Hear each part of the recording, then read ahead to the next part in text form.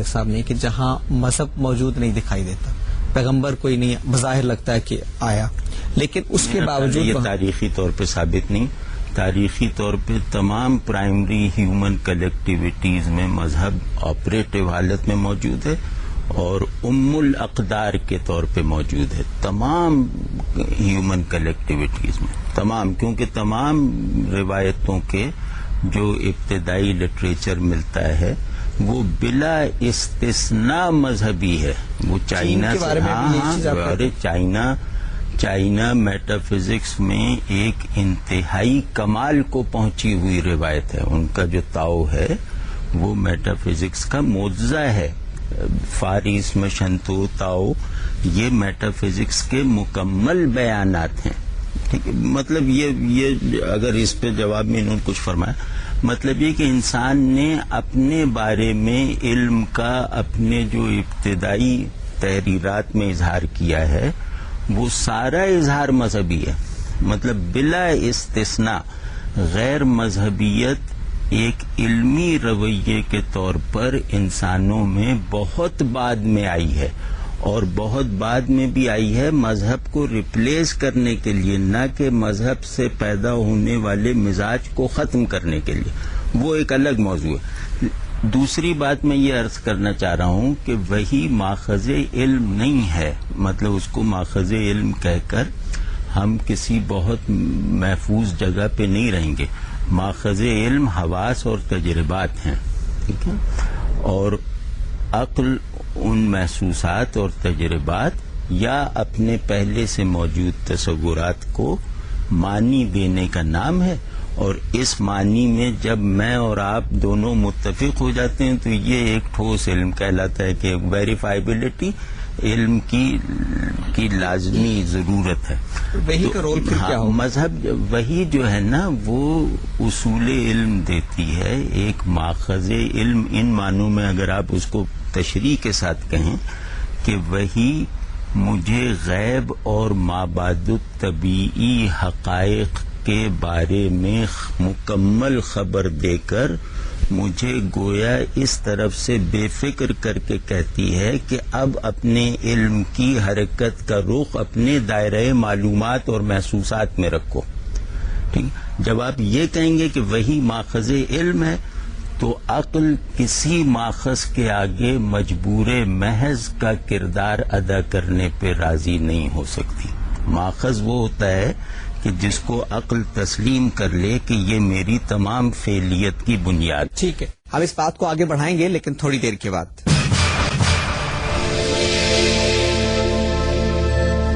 لیکن وہ جو خبر دیتی ہے وہی مذہبی پیراڈائم میں تو عقل کو بہرحال اس کو قبول کرنے کا پابند بھی تو کرتی ہے. نہیں، عقل کو قبول کرنے کا بالکل کرتی ہے، لیکن یہ کہ اس کی بناوٹ علمی نہیں ہے، اس کی بناوٹ یقینی واقعات جیسی ہے، یقینی حقائق جیسی ہے. عقل کی علمی حرکت ہمیشہ آبجیکٹ اور شعور کے درمیان رہ جانے والے خلا سے پیدا ہوتی ہے. یعنی عقل کی تمام حرکت کا رخ یہ نہیں ہے کہ میرے پاس اتنا ہے. عقل کی حرکت کی بنیاد یہ ہے کہ میرے پاس کیا نہیں ہے. تو یہ جو عقل کی حرکت علمی ہے اس کا عقل کی ایمانی قوت سے کوئی تعلق نہیں ہے. اب میں اس کو اگر آپ اجازت دیں تو بالکل کلینکل انداز میں کہتا ہوں کہ عقل کو ضرورت ہوتی ہے آل ریشنلٹی از انٹینشنل، یعنی عقل ارادے کے تابع ہے ہمیشہ. عقل کی کوئی غیر فنکشننگ کوئی فنکشننگ ماورائے ارادہ نہیں ہے، غیر ارادی نہیں ہے. ٹھیک، تو عقل اپنے تمام عمل کی اساس اپنے اندر موجود تصورات کو لائق تصدیق اور میننگ فل بنانے کے لیے کرتی ہے. میرا اپنے کسی آبجیکٹ کے ساتھ تعلق دراصل اس دوران تعلق میں نہیں پیدا ہوتا، بلکہ اس آبجیکٹ کے بارے میں میرا ایک تصور ہوتا ہے، میری ایک ضرورت ہوتی ہے اس آبجیکٹ سے وابستہ. وہ تصور اور وہ ضرورت اس آبجیکٹ سے جس حد تک پوری ہو جاتی ہے اس حد تک میں اس آبجیکٹ کا ایک پیرلل علمی اسٹرکچر بنا لیتا ہوں جو اس کے ایکچوئل وجودی اسٹرکچر سے مطابق ہو یا نہ ہو. ٹھیک ہے مبارک حضرت صاحب، وہی ماخذ علم نہیں ہے، وہ تو ایک خبر کا ذریعہ ہے. جی لیکن دیکھیں یہ بھی واقعاتی طور پر درست نہیں ہے.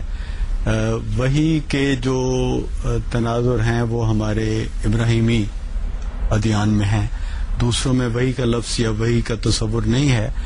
گرچہ اگر اس کو فلسفیانہ انداز سے دیکھیں تو وہ بھی وحی بن جائے گی کہ جو نامعلوم یا غیر معلوم یا ناقابل معلوم ذرائع سے آنے والا ایک القاء یا علم یا الہام ہے. اس کو اگر آپ کہیں کہ اور مذاہب میں بھی ہے تو وہ درست ہے. لیکن بات بنیادی یہ ہے کہ یہ جو علم کے اور وحی کے درمیان رشتہ ہے وہ اٹل اسی بنیاد پہ ہے. میں توجہ دلاؤں گا آپ کی کہ وحی نے ہمیشہ ہر تفصیل میں معلوم کے اوپر اپنے آپ کو کھڑا کیا، مبنی کیا. ہر گفتگو، ہر کلام، ہر ریفرنس موجود اور معلوم کا ہے. کوئی ایسی بات وحی نے کسی بھی دور میں نہیں کہی جو آئندہ کے معلوم سے جس کا تعلق ہو. موجود معلوم کے اوپر مبنی ہے اور اس میں اسی وجہ سے بے حد ضرورت محسوس کی گئی تشریحات کی کہ جیسے پچھلے ایک پروگرام میں ہم نے کہا کہ ایسی باتیں جن کو وحی میں نے بیان کیا کائنات کے بارے میں، مثلا ابھی تک تفاسیر میں جو پڑھایا جا رہا ہے وہ یہ کہا جاتا ہے کہ سورج اور چاند دونوں کو ہم نے اپنے فلک میں یسبحون فی فلک ان یسبحون اپنے فلک میں ہم نے ان کو چلایا. اور مجال نہیں، ایک لفظ آیت ہے یہیں پہ آیت ہے کہ سورج کی مجال نہیں کہ وہ چاند کو پکڑ لے. اور اس کی تفاسیر پہلے دن سے حضور صلی اللہ علیہ وسلم کے زمانے سے جو بتائی گئیں وہ بالکل ٹھوس علمی بنیاد پہ بتائی گئیں کہ جی سورج چاند کو اگر پکڑ لے گا تو اس کی روشنی چاند کی بند ہو جائے گی. اور پھر یہ تصور تھا جو ان تفاسیر میں موجود ہے. اس وحی کے معنی کا تصور کلیئرلی موجود یہ تھا کہ دن کے وقت سورج طلوع ہوتا ہے اور رات کے وقت چاند طلوع ہوتا ہے. یعنی دن کے بارے میں یہ کانسیپٹ ہی کلیئر نہیں تھا کہ یہ سورج کے آنے سے ہوتا ہے، بلکہ یہ تھا کہ سورج دن کے وقت آتا ہے. اور حضور صلی اللہ علیہ وسلم کی وہ حدیث جس میں فرمایا کہ سورج جاتا ہے اور عرش کے نیچے ایک مقام پہ سجدہ کرتا ہے اور اگلی صبح طلوع ہونے کی اجازت مانگتا ہے. یہ جو ہیں سارے معلوم کی بنیادوں پہ جو اس وقت کے معلوم ہیں ان پہ مبنی علم ہے. اور یہ علم اور وہ ٹکراتا ہے امپیریکل علم سے. آپ کے خیال جی ٹکرا رہا ہے امپیریکل علم سے، چاہے امپیریکل علم غلط ہو. یہ جو آپ نے بنیادی سوال اٹھایا میں ایک جملہ آپ سے عرض کر دوں پھر آپ اپنی گفتگو مکمل کہ علم بہرحال دو انواع پہ ہے. ایک نالج آف ریئلٹیز ہے، ایک نالج آف ایکچویلٹیز ہے.